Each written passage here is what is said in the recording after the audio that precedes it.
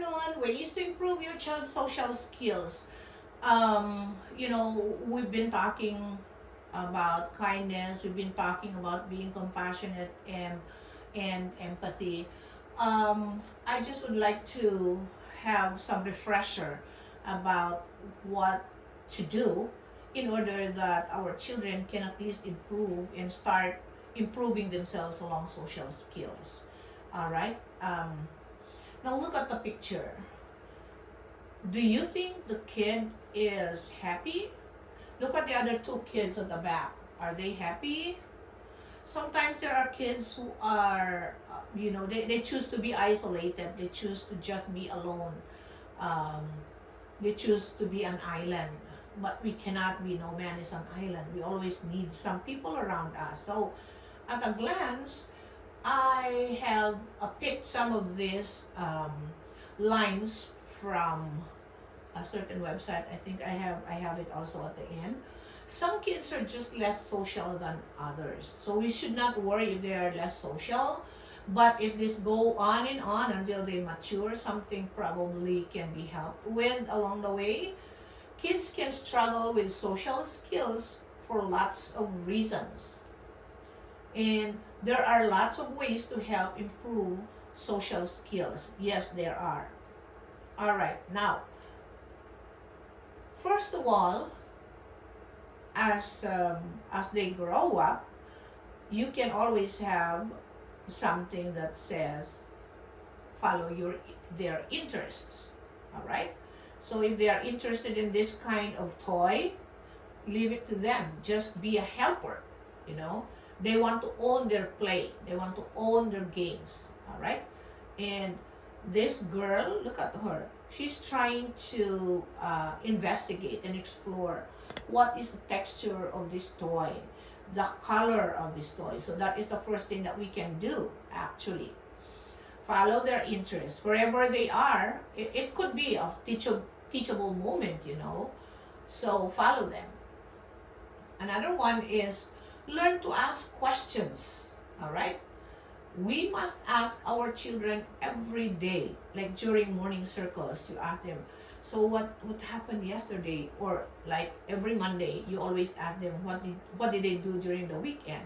Was there any bonding? Was there anything that happened, happy or sad moments? And then you can back up and tell them, oh, life is always like that.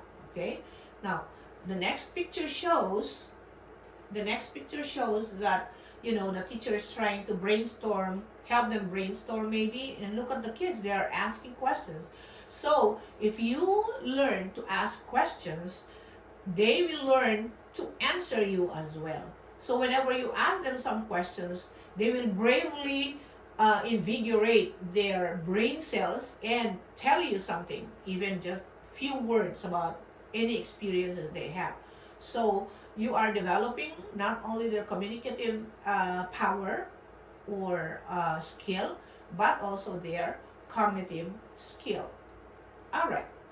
Practice role playing. All right. So if they are, most of the time, children would always be in the dramatic center or in the dramatic area. What do they do there? Now look at this picture. See? Probably she saw a doctor.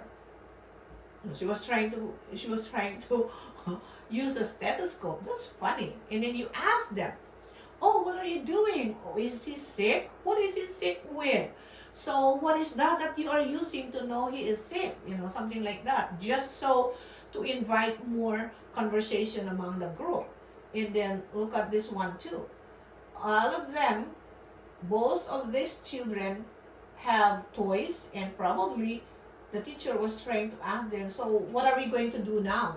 What color did you put your bottle on? Is it red or green or yellow? So it is always inviting some conversation. Now with this one, oh, they are so busy. The art center is also one busy area. So they can reflect, I don't know if you know that the art center is always a reflection area. Like, when the kids are burnt out, when the kids are passionate about nature, they would always draw about flowers and mountains and leaves, something like that. But there are those who will be blowing up with tall buildings and city life, something like that. I was asking one boy last time, I said, oh, you want to be an engineer?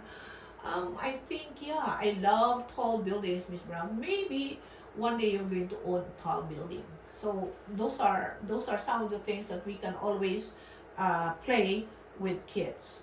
Also, teach empathy. How do you teach empathy? So one of the things that I learned about empathy is like when the kids do not know that yet, um, you can present if somebody like this one. This is um, a real picture of somebody who cannot see without glasses. One of my boys does have eyeglasses and he cannot work without it. Anyway, so if you are close by, you can help by just picking up the glasses and putting it back to him and say, oh, here are your glasses. And when you are the one who was given the glasses, say thank you also. And pick up those papers as well. All right, in the second picture, one girl is asking that, why are you not playing? Come on, let's play. Would you like to play with me? What would you like to play? You know, things like that. And then look at these sweet boys here. See? And when you ask them, you know, sometimes in the playground there are two grays that are playing there, and then you will see a pair like that. Oh, do you know him? Oh no, I don't know him. Oh, but you were so sweet with him. Well, he is a friend. I just found him in a playground. Isn't it good that, you know, when one is sad, somebody is cheering him up.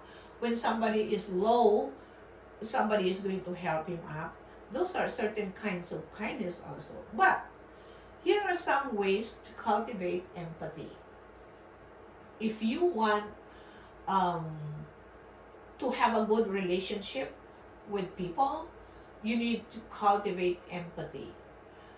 Show your kids how to be empathetic and talking about why it's important. So do not use harsh words when your children are around. Do not use bad words or talking about people when your children are around. They will pick it up in the wrong way too. So if you have something to say, if you want them to be empathetic, please lead them at home, at school. We will try to find some moments where you are able to tell them, you know, empathy is a word, but there are so many ways of showing empathy. So this is one way, this is another way, and so on. So we can start doing that. All right. And also, we should know our children's limit. We always say, oh, you do not pass through this line. If you're over the line, that means you're in trouble. Tell them that I only want you to stay late until 9 o'clock. 9 o'clock, you go to bed. Because sometimes they would go to bed late or early in the morning. That's why when they go to school the following day, they are restless, they are tired. Why? Because they did not get enough sleep. So know your child's limit. If they will cry like this one, because they know they are guilty. You know, children understand. They know what we mean. They just don't want to take it. They probably were thinking, oh, I'm still a child, I'm still young. Nope. We have to tell them that you should understand this. All right? So I know they will feel bad, but then later on they will understand that you are trying to make them a better person, like this one. You talk to them, talk to them, talk to them. That's the power. And then be a good role model. I got this from a Heartful Teacher. If you want to find that site, a Heartful Teacher, that is it was trying to explain or present how we could be a good role model to our students.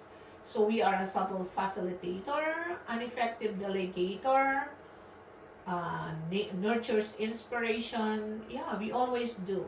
There is a real teacher really is inspired because he is he or she is teaching the best to the kids, and she knows that the kids are also inspired about the way how she is teaching them. Centered and relaxed, not really haggard, not really something like he's always busy. You are a catalyst for change. So you are an agent of change. Like if a child is, let's say, his skill is one, you are there to initiate change such that he will be able to move from point one to point two. You are also a good listener. All right, those are some things that we can, like if the kids are trying to tell you something, oh no no no no no, I cannot talk to you right now, that is trying to deny the presence of the kid, and probably he is telling you an important thing that you neglected. All right, all right. Now, being a good role model, I got this also from Heartful Teacher site. Male teachers are positive role models. See this? I always, I admit, I am also one of those who appreciate teachers, male teachers, because they are more patient. They are good fathers also. They make, they can attract attention most of the time, because I think because of their masculinity, or not only because they are good teachers as well, but they probably show that energy towards them, and it is reflected to the way they teach or handle the kids. All right, a good teacher can inspire hope, ignite the imagination, and instill a love of learning. There's no teacher who would say, I gave you your homework, but you may not do it. That's foul. Why would you give homework and you do not check it? Okay? All right. A role model is somebody we learn through their commitment, their excellence, their abilities to make us realize our own personal growth. And a role model is a person whose behavior is imitated by others because of the goodness of how he brings himself. We look to them for advice and guidance also. Yep, that is true. So, that is all about having to be able to improve their social, your children's social skill. And here are my resources: is blogbrainbalancecenters.com, understood.org, anxioustoddlers.com, heartfulness.org. That was the one that has the heartful teacher, and social skills activities for kids. This is a fun game. It is, I bought this in the Kindle form. So fun, 50 fun exercises for making friends, talking and listening, and understanding social rules. There's a lot more of resources that we can find online. These are only some of the limited ones, things that we can immediately use and implement in our own classroom. And I hope you find this good and nice. If you find it good, like it, and I would appreciate it. Thank you so much, and have a great day. Bye.